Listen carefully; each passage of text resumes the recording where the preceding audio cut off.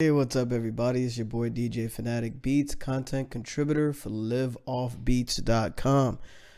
This video actually is about the circle of fifths and also a cool way to basically make sure your samples are in the key of the song that you make, and also to help you kind of understand what the circle of fifths is and what it does, and basically how you can transition from one key to another, and also just keep your music a lot more polished, a lot more professional, instead of having notes that are not really relative, and just kind of inform you a little bit on the circle of fifths, because it can get confusing, and I don't want to confuse you, and I definitely don't want to confuse myself. So if you like to follow me, you can follow me on Instagram at DJ Fanatic Beats, or Instagram as well at Sounds for Producers. And DJ Fanatic is spelled P-H-A-N-A-T-I-C. So let's get into it. This beat, reason why I'm doing this video, this beat actually I ran across a little issue. I noticed the beat was in a major key. I knew that because I use helpers here. Of course, I knew automatically by hearing it by ear. Over time, you'll develop an ear where you kind of know if it's a major or minor, and then you can kind of learn what key it's actually in. Eventually, the more you work on music, your ear just gets better, at recognizing what key it is. But in this particular pattern, I knew it was major. If you want to ever use helpers, you can go to this little drop down, highlight helpers, and go to scale highlighting, and choose the root note, which is the starting note of the scale, and choose what type of scale you want to use. Usually you just use major and minor usually, but you can experiment with these other traditional scales. These are traditional scales based on music theory and whatnot. And this is a very helpful tool in FL Studio. If you're not really good with music theory, I highly recommend you select a scale, and what it does, it highlights the little like bars here, and the highlighted ones are the ones that are in the scale. And notice on the piano on the left here, the root note is highlighted. So the D sharp major scale would sound like this.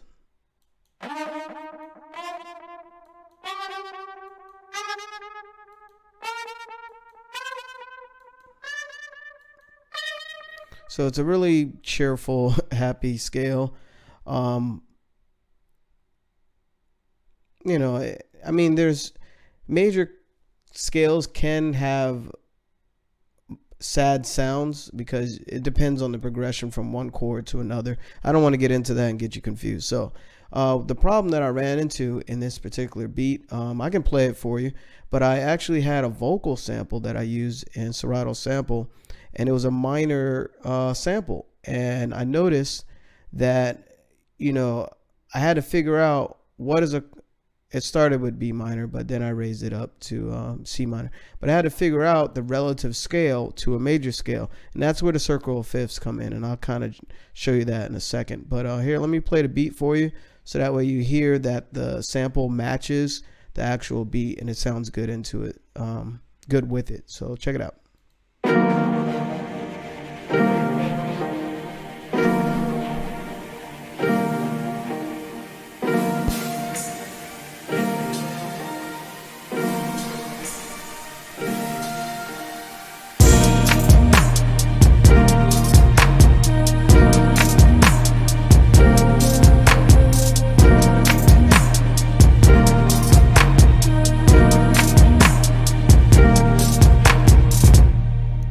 So notice the lady singing in the background actually matches the key of the beat, and it sounds fluid. It sounds really good. Let me turn that off so you can hear it. Check it out. This is just the vocal. I don't know why it's doing that.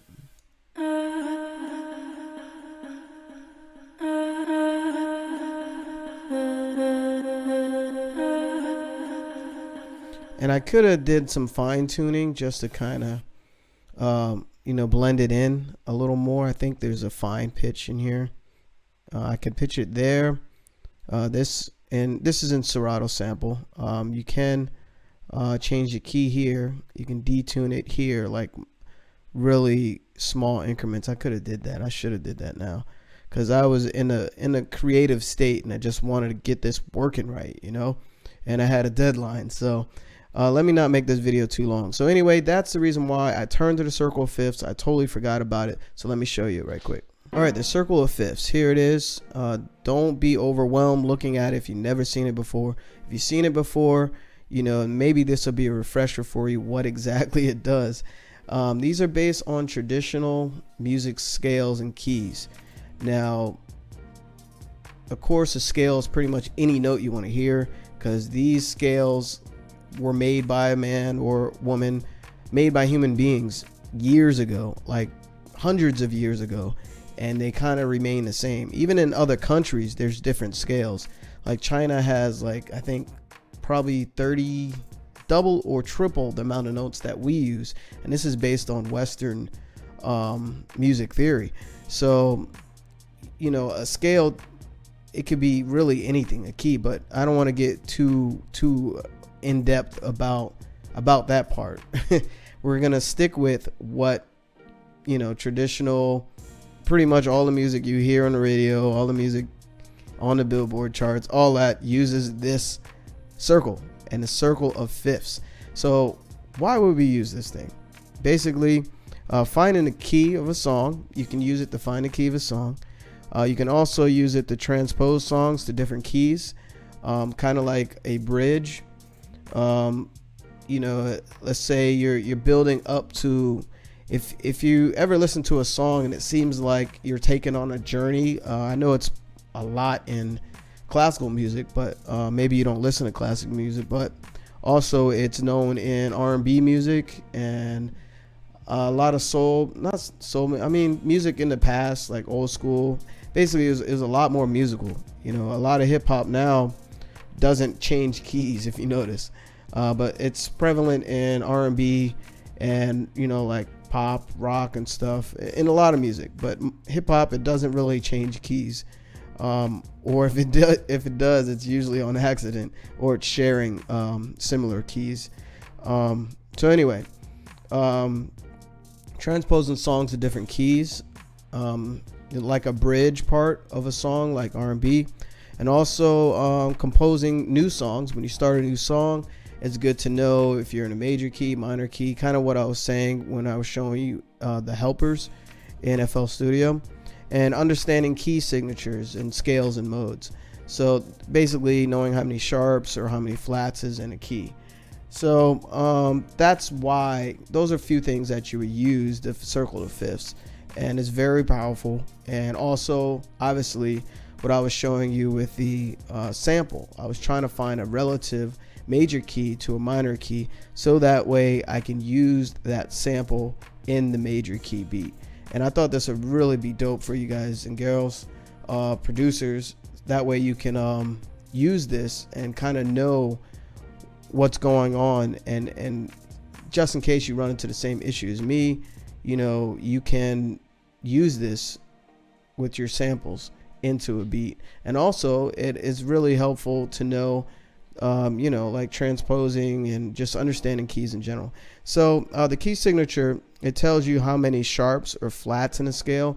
If you notice, you start here at C major, going to G major is only one sharp, going to D is two sharps. A, we're looking on the major scale on the outside here, A is 3 sharps, E is 4 sharps. Notice it increases 1 sharp every time it goes clockwise. We're going clockwise. So, and obviously B is 5 sharps, and F sharp is 6 sharps. And I actually do like the key of F sharp. And if you notice, I don't know why, this can get confusing, but also the F sharp scale is equivalent to G flat, and B major is equivalent to C flat. So don't get confused, but basically you start here and it increases 1 sharp every time. So when you go clockwise, it's 5 notes from the root note. So for instance, major keys, we're still on major keys. C, every time you go clockwise, right, there is 5 notes difference. So you got C, D, E, F, G, and that's 5 notes. that goes to the next scale. So every fifth, this is why they call it a circle of fifths. Every fifth, C, D, E, F, G, goes to the next scale. And notice there's only one sharp difference from that key to that key. So you can actually transition from C major to G major in a song, and it'll sound really smooth because you only got one note difference. And every movement that you do from G to D, that's 5 notes difference. G, E, F, wait, let me see. G, A, B, C, D, my bad. G, and then it starts over again. A, B, C, D, and that's 5 notes to D. So, and notice from G to D, there's only one note difference. There's another sharp. So that can be a transition from G to D. That's what I meant by transpose to another scale. So when you go counterclockwise, it's actually fourths. Not many people do it this way, but you can. If you go opposite direction, you go left, you got major, C major, and you go to F major. So C, D, E, F. That's only 4 notes. And then you go, you can transition from C major to F major, 4 notes going backwards, or, counterclockwise, or F to B flat. So it can get kind of confusing going that way. Some people do it that way. I just use it the typical clockwise, so I remember easier, especially if you're like really good at playing keys on the keyboard. You can kind of remember this, and the more you do it, it'll become really, really simple for you, moving from one key to the next.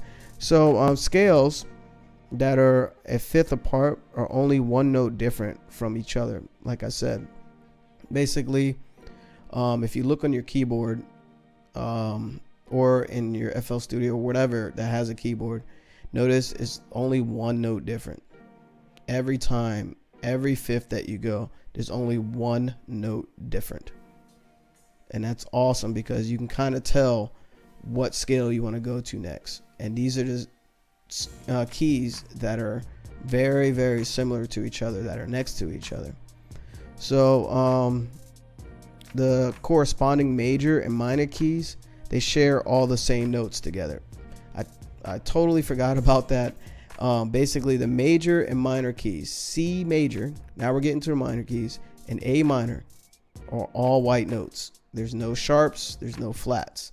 They're all the same notes. One's major and one's minor. That's crazy, right? You probably didn't know that. G major and E minor. I love E minor. I make a lot of my music in E minor for some reason, but G major is the equivalent, So now you can kind of look at the circle of fifths and tell this is what I really needed for the sample. The sample was a minor sample, and I was making a major key, a beat in a major key. So I was like, what is the minor equivalent? And that's what made me remember the circle of fifths.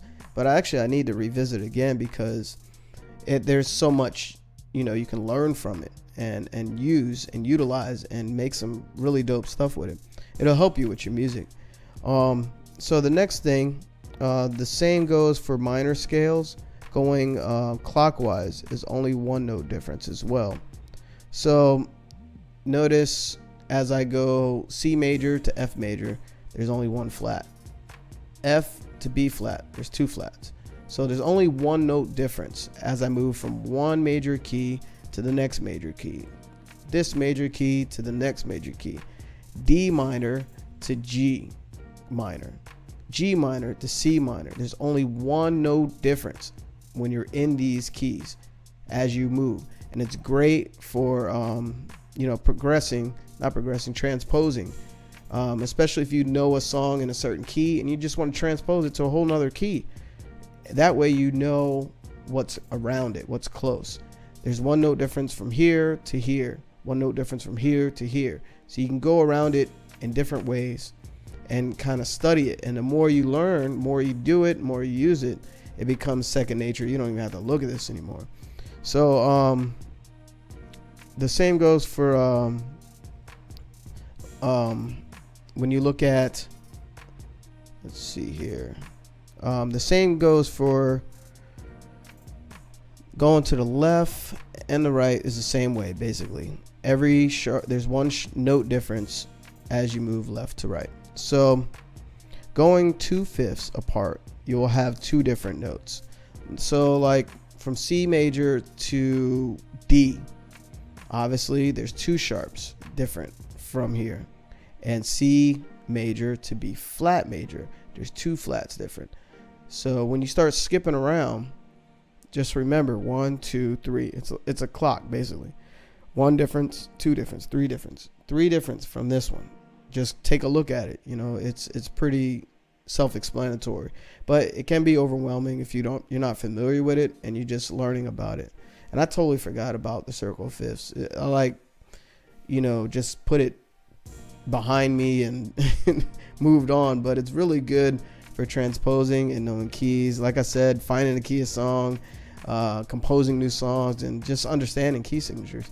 So lastly, you can also transition diagonally, since they share the same notes except one. So for instance, if I wanted to transition from A minor, I can go to G major. Now that's diagonal. So I'm transposing from A minor to G major because look at it. A minor and C major have no sharps or flats. That's the equivalent. If I move from C major to G major, there's only one note difference. If I go from A, which is the same as C major, A minor, and move to G major, there's only one note difference. Now you can do that in all across this circle. Like if I was going from E minor to C major, there's only one note difference. See, you can do this diagonally all the way down. E minor to D major. There's only one note difference, one sharp from those two scales. So, and then you can get really, I mean, once you understand that, you can start moving around. You can go from G sharp, which is A flat minor, to F sharp major, because there's only one note difference. There is, how many? There's 5 sharps here and there's 6 sharps here. So there's only one sharp difference. And it's good to look at your keyboard, like your piano roll, when you're looking at this, because it can explain it better visually. But you know, that's kind of like just the basics of the circle of fifths to understand key signatures. So I know it's a lot, you know, rewind the video. I wanted to explain it as clear as possible because like I said, it can get overwhelming. As you can hear, I'm getting a little confused explaining it. Hopefully I explained it clear, but yeah, experiment with it.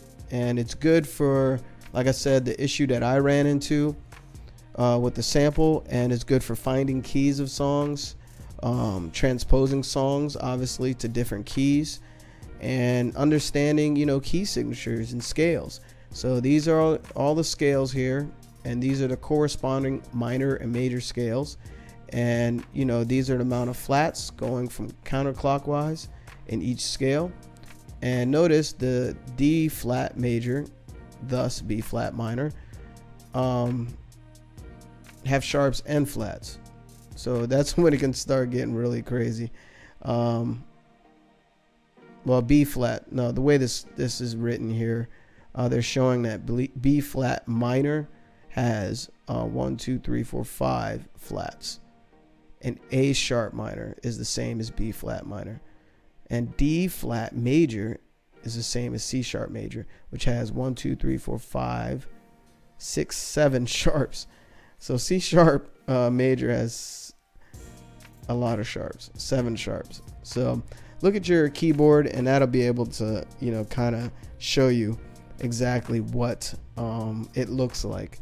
But you know, the goal of this was to show you the major and minor equivalents and how you can transpose from diagonally and also from one key to the next. So again, it's your boy DJ Fanatic Beats, content contributor for LiveOffBeats.com. Hopefully it has helped you. Hopefully I didn't confuse you too much, but like I said, you can rewind the video and watch it again and just take your time with it and just let it soak in. And hopefully this makes your music just go to a whole nother level. Hopefully it'll make you like experience something that you never did before. When you're making a bridge and a nice R&B beat, and you don't know, you hear in your head, but you kind of don't know how to go from one key to the next and then bring it back to that key, and just take your music to a new height where your listeners like, yo, you made that? Yeah, because I use a circle of fifths. So anyway, again, if you like to follow me, you can follow me on Instagram at DJ Fanatic Beats, or Instagram as well at Sounds for Producers, and Fanatic is spelled Phanatic. Catch you next video. Peace.